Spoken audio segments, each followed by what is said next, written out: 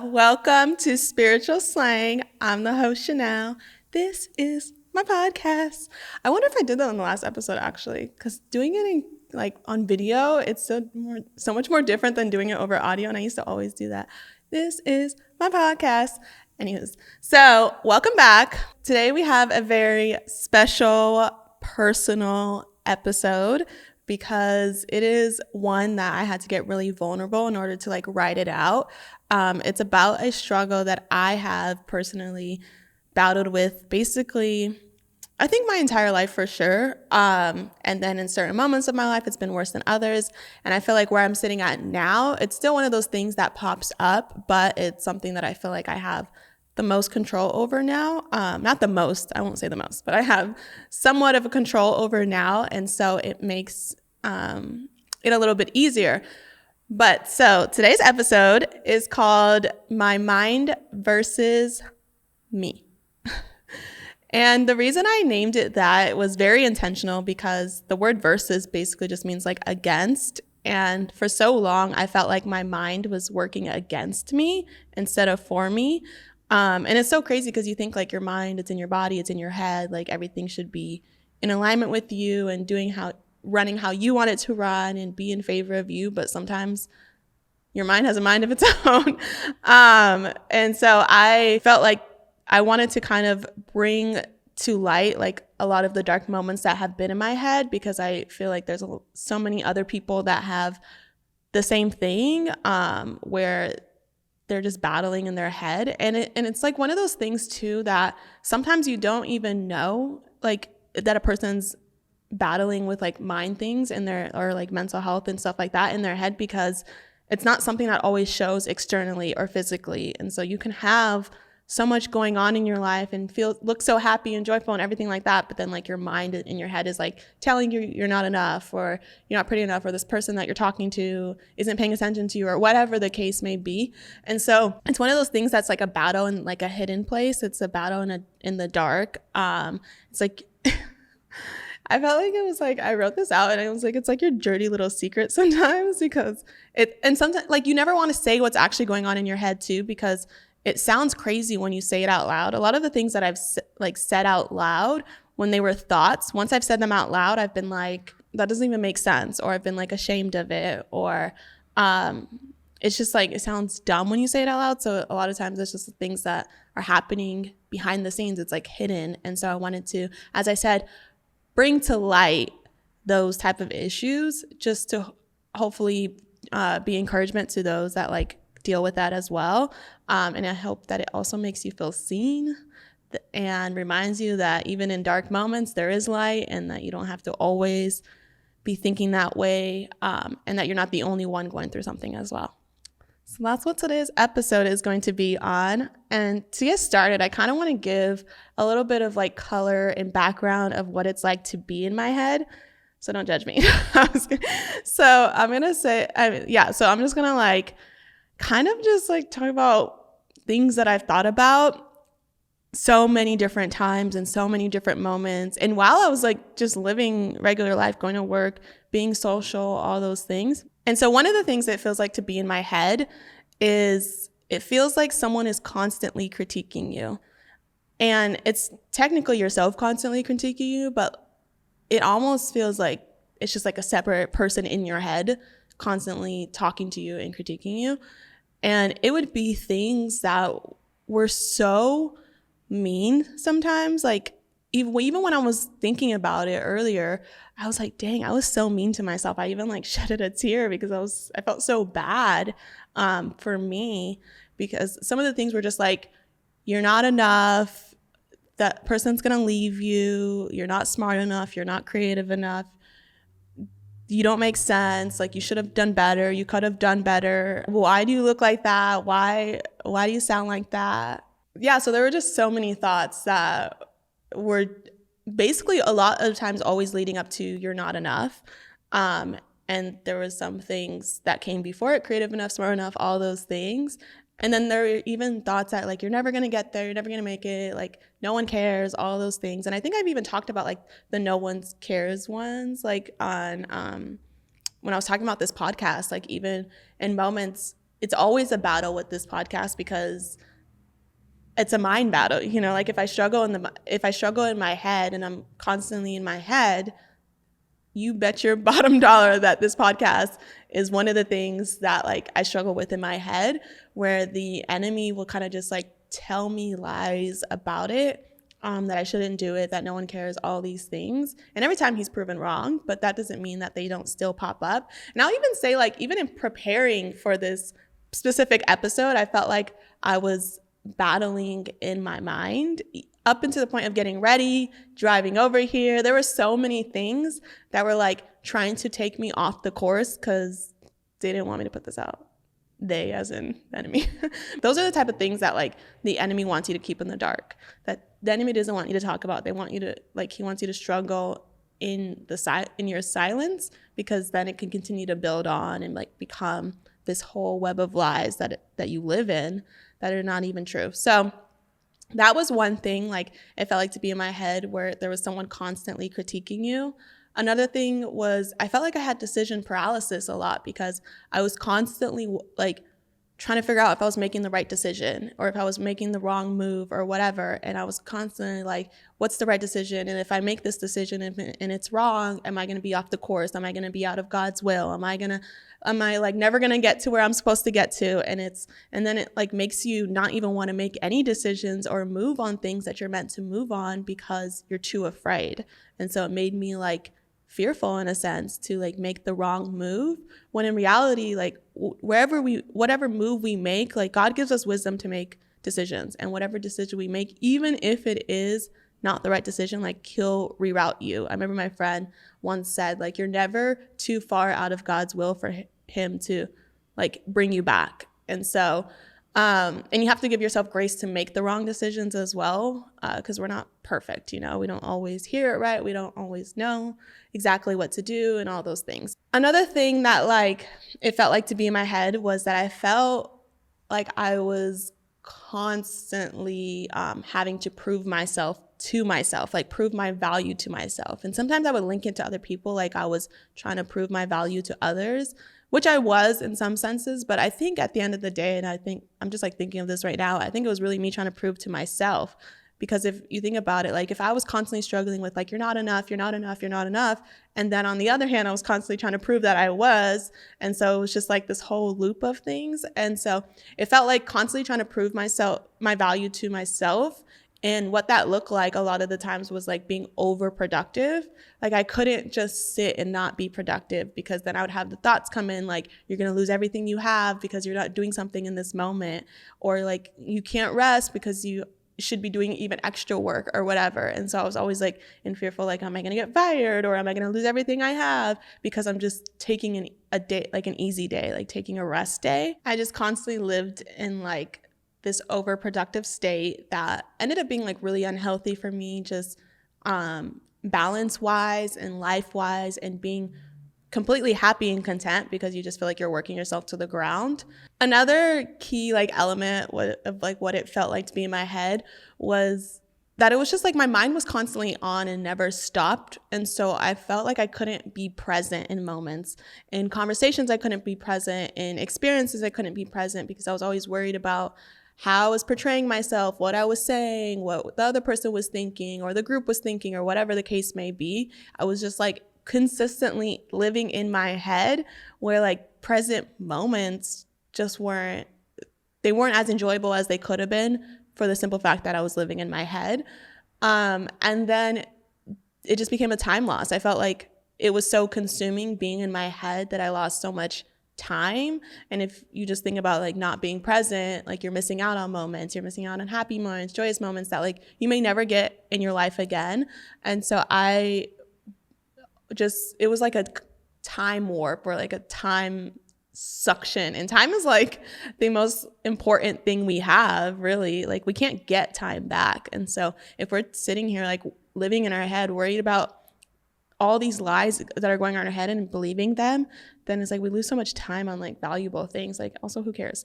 But that's easier said than done, because I still have random thoughts that try to take me out. But I will say like the turning point in like getting control over my mind and learning how to check it was I would ask myself these exact questions sometimes, and I'd be like, am I always going to think like this? Like, am I always going to be in my head? Am I always going to like be overthinking or worried about something or fearful about something or whatever?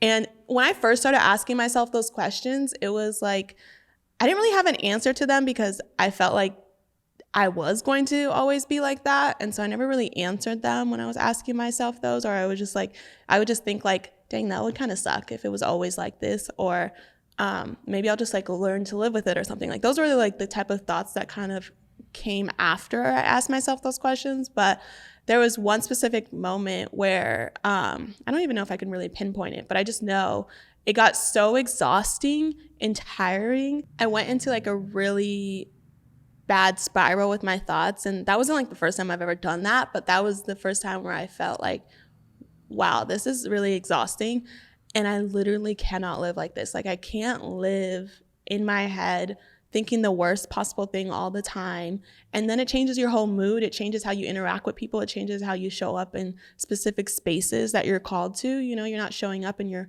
best full self. And like I also realized like I couldn't be all that God called me to be if I allowed my mind to really control me.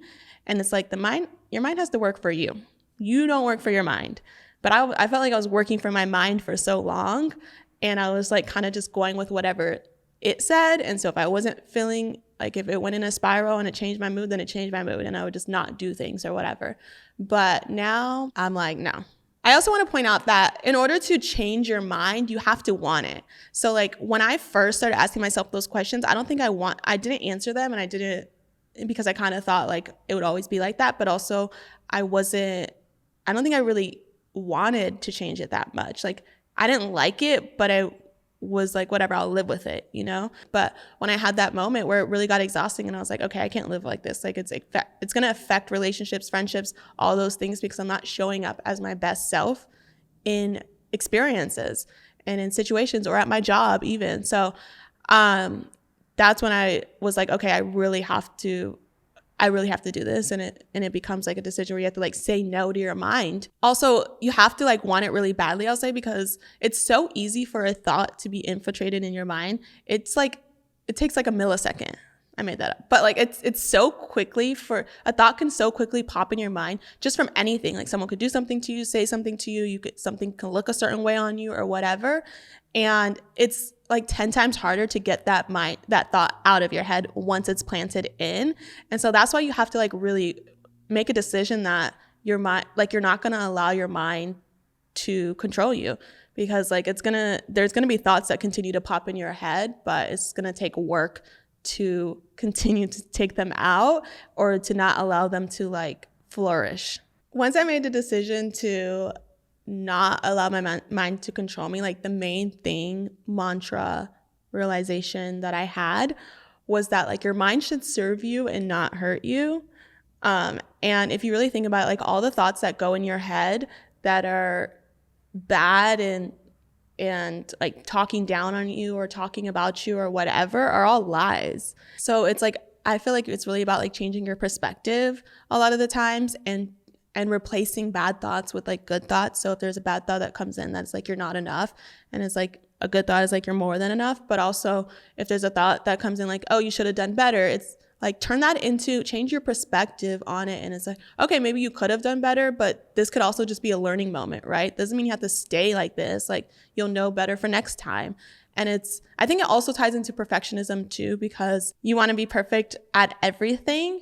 And you're not. Like no one is perfect. Everyone is human. So I also have to constantly remind myself those things when like I have thoughts that pop in my head that like you could have done better, or you could have said that better, or you should have known better. And one of the things that helped me really was like when a thought popped up, I would always be like, would God talk to me like this? And if it wasn't God talking to me like this, if the answer was no, because obviously he wouldn't talk down on us or talk about us badly or anything like that. He's more of a comforter, like a father figure that way. So if anything wasn't God talking about me, then it wasn't true, according to me. And if that wasn't God, then it must have been either the enemy or myself, because like it can also be our own thoughts and not really the enemy. So anytime I realized that, okay, it wasn't God and it's not truth and that was a lie, then it had to be let go of. And so that's when I would like cut out the lies and like let them go. But sometimes they're a little heavy to push out. Like it's like it gets hard to like I'm like imagining like when you're trying to shut the door, but there's a person on the other side of the door like pushing it back, and you're like trying to push it closed.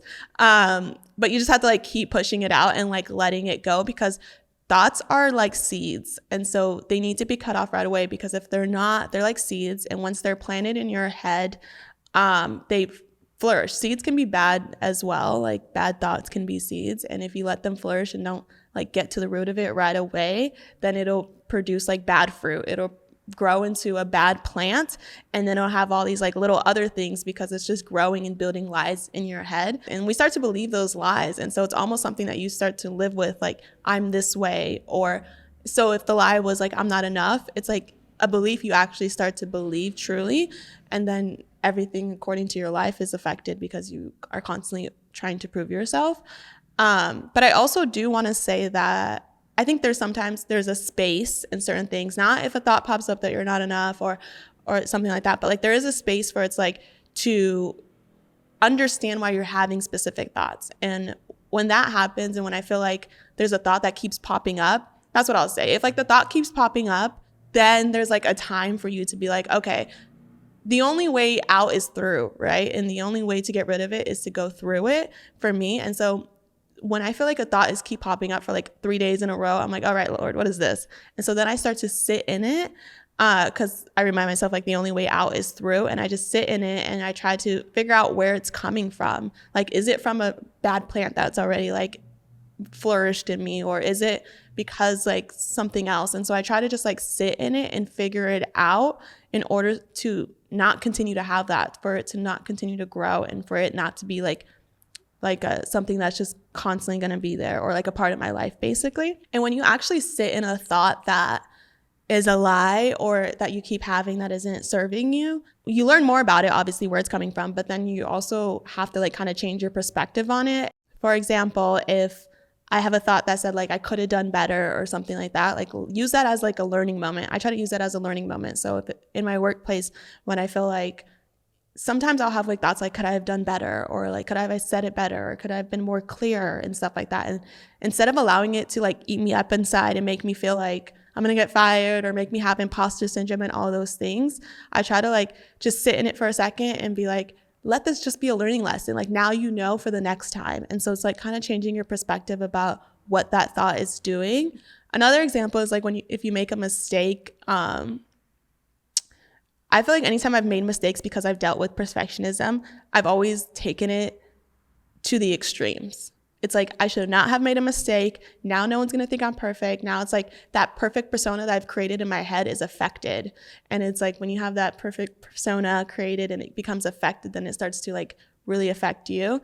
And with mistakes, that was something that I had to like kind of be okay with making. Like it still was like tough to swallow sometimes, because I'm like, it's like it's hard to swallow for me, just being transparent. But when I make mistakes now, I'm like, I have to remind myself that I'm only human, that I'm literally not perfect. Like I have to tell myself that, because of that persona that I've created. And so it's like, you're only human. And it's like, just because I made a mistake doesn't mean that my friends are going to leave me. It doesn't mean that like someone I'm with is going to leave me. It doesn't mean like my job is going to fire me or anything like that. The last thing that I'll say just about like changing perspective that has really helped me is letting things flow. You know, like life happens. Life is going to happen. Like it's going to do its thing. Not everything needs to be a big deal. Not everything needs to have, you know, like this dramatic thing, dramatic like explosion in your head about like something that's going on. Like it's just life.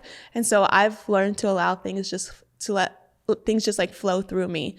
And what I mean is like if someone says something to me and I feel like maybe like previously I would have like maybe overanalyzed it and been like, are they saying this to think this? Or are they saying this because they think this of me or whatever? But now I feel like I'll just like let it flow through me, because at the end of the day, it's going to work out how it needs to work out, right? Like it's going to, whatever is supposed to happen, it's going to happen, especially like if someone says something to you and you don't know how they meant it. Like it's good to like kind of assume the best in people, I feel like, and instead of assuming the worst. And I always would assume the worst in any situation, especially if someone says something to me, I'm like, did they mean it like this? Did they mean it like that? And then it's like you build this whole lie in your head about them, about how they meant it. And then you ask them about it and it's like, it's never like that. And so allowing things to flow through you more often, especially if they're like little things. Because if you're an overthinker and you're overanalyzer, even little things you'll overanalyze. So like being very self-aware of maybe like what you're supposed to be learning in a moment, what you're supposed to be doing in a moment. And so if I was supposed to be, for example, like working on spiritual slaying, all of a sudden I'm like being attacked with thoughts. And so it's kind of like being like, why is this thought here? Like, is there something I'm supposed to be like focusing on? Is there something that I'm supposed to be doing? Like, why am I all of a sudden thinking about this? And when you like recognize that and you call a spade for a spade, it's easier to also let it go. Like if you recognize that a thought could be just a distraction, because they're just distracting. They're just distractions. And one of the biggest things that also helped me just get better with like my mind control, that sounds like it's a power, but with like helping me with like how to help my mind serve me and not hurt me, I'll say, is like talking it out for sure. Being able to talk it out with friends, of course, because once you say it out loud, it just sounds like you're crazy and you're like, wait, that's not even true. I don't even believe that. And especially therapy. So I have a therapist and I always talk to him about my thoughts, and I always talk to him about things that I'm feeling or like going on in my head. And I remember talking to him about a specific situation, and I remember saying like, I was mentioning the thought that I had mentioned earlier of how it feels to be in my head, where it's like, I'm like, I think I said something about like being fearful of being left or being forgotten or something like that to my therapist. And he literally said, I call him Doc. Doc said, he said, why do you think you're forgettable? And then I answered and was like, I don't actually think I'm forgettable because I think that like I'm a good person and I think I have this and that, but I don't know why that thought pops up. But even just like that simple interaction like helped me to not allow like people are going to forget you or they're going to like leave you behind or whatever, not allowing my abandonment issues or whatever to like come up in friendships or relationships. Because when I said it out loud and I answered him, I was like, I don't actually think I'm forgettable though. So why am I I don't know why I have that thought. And that's how you know it's a lie. Because like once you say it out loud and talk it out, you also realize like what's lie and what's truth. Because once I said it out loud, like I was saying the truth to him, it's my therapist. And I didn't believe that. And so talking it out for sure really helps too, because you're like, oh, that doesn't even sound right. That doesn't sound like it's me. That doesn't sound like that would be factual. With thoughts and everything, let the process be the process. Process is going to process. Like there's going to be a process in anything you do, whether it's a job, whether it's a creative project, and especially when it comes to kind of changing the way your mind works, renewing your mind, there's going to be a process to it. So it's so important to like give yourself grace and be okay that it's not going to just like happen overnight. Be okay that you're going to have to continue to work on. And even after you've worked on it for months, there might be moments where thoughts still pop up. Like, as I said earlier, I was having thoughts this morning, like when I was like trying to get ready for this and stuff, like it was resistance, but I was still like able to push through. And so even now too, I remember when I was talking to my friend recently and I had mentioned that she was like, how are you? And I was like, I've been in the trenches. And this was like a couple weeks ago. And then she was like, what do you mean by the trenches? And sometimes I don't know how to answer that when I say that to people, because it's like the only way I can explain it is like being in the trenches. But what I mean by that is that like this past week, I've been super in my head and I felt like I lost the battle to it. And like it was one of the weeks that were like just not as good. Like I was in my head every day. I was thinking about different things. I wasn't balanced. Like I was letting basically my mind win and control me, even though I've already done so much work on it. Like there are moments or weeks where like I feel like I've been in the trenches because I lost the battle to it, basically. And so, but like I don't feel like I sit in it for long anymore, or I don't allow it to like keep me down or anything like that, because it's a process, right? Like this is life. Like I don't know if it'll be something I always have to deal with, but it's like one of the things that just gets better and better and better. And as you get further and further, it becomes easier and easier. And I'll also say that like in the process, there will be moments where you notice like changes in yourself. And my therapist also actually told me this before, but I was saying like, oh, I was telling him about a really good week I was having. And I was like, it's been a really good week. I feel like I've been way more present. I've been way more peaceful, all those things. And he had suggested like taking note of those moments. And I included that like in my notes for this episode, because it is important to take note of moments where you're like, wow, I was really present in that conversation, or I was really present in this day, or I feel really at peace and not like, bullied by my mind. And it's important to take note of those, because there will be moments where you might not feel like that, but it's like they're like encouraging reminders that you could get back to the space of being at peace, that like it's not always going to be like you're in your mind, is not always going to be like this is going to be the struggle forever. And so just take note of those moments where you feel peace, where you feel like you've been present, where you feel like it's been a great week, and you're not like living in your head.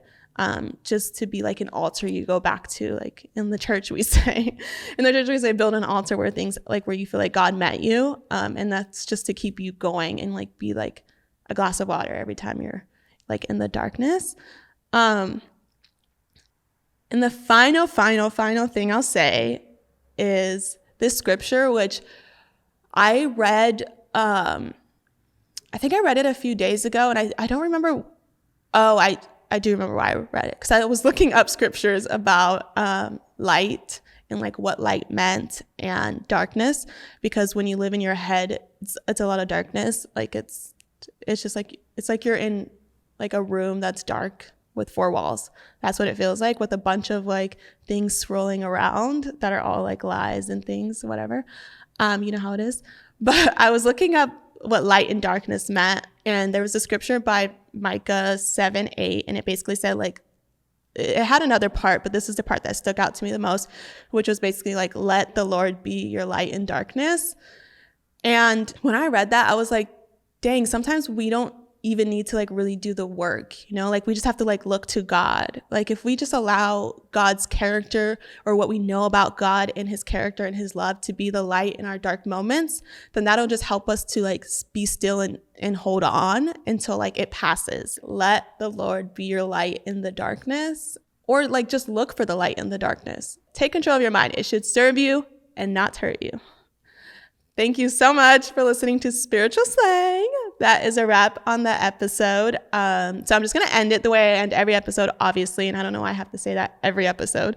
But I'll say, look for the light in the darkness. Whatever the light is to you, family, friends, the Lord, look for the light in the darkness, or past things that have helped you. Whenever you fall, get back up. Don't be afraid to fall. Like you'll be able to get back up for sure.